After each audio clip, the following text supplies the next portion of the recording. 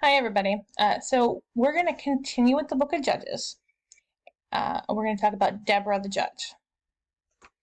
First, I wanted to review the cycle of sin with you, and you're going to see this in play with Deborah.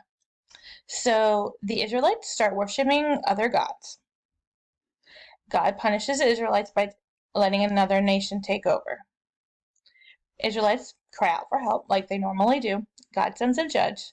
Remember, this judge is not a making decisions kind of judge. This is more of a general judge.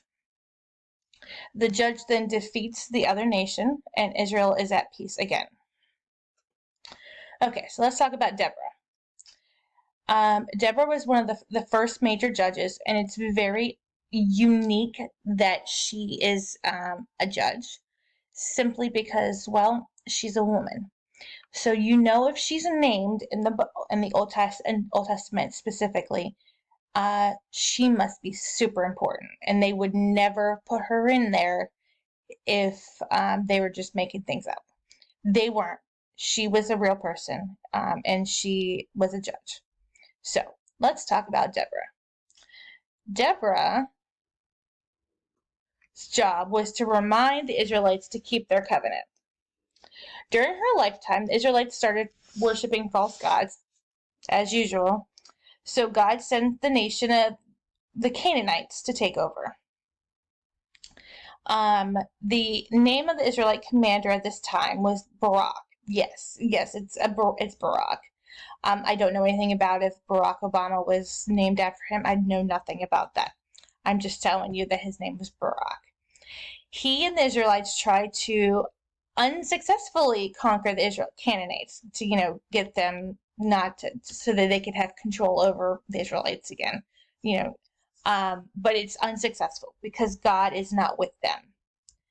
So, obviously the Israelites have cried out for help, and God sends them Deborah. Deborah orders Barak to take his troops to Mount Tabor. She said God will give the Israelites a great victory.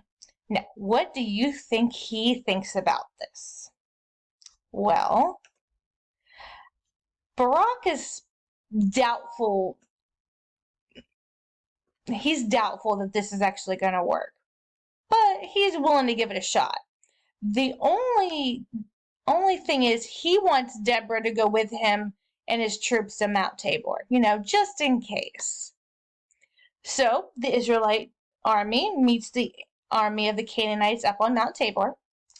And when everyone's in place, all of a sudden there's this great thunderstorm that causes the Canaanites' chariots to get stuck in the mud, and they were defeated.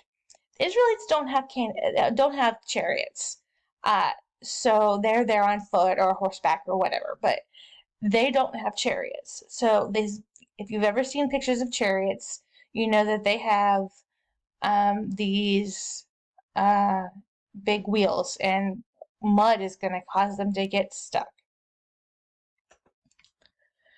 And thus, peace comes back to the Israelites, and all is happy. For now, anyway. Okay, and that's it. I'm going to put this to a few questions on a puzzle, and then that's all you're going to need to do. Have a great weekend.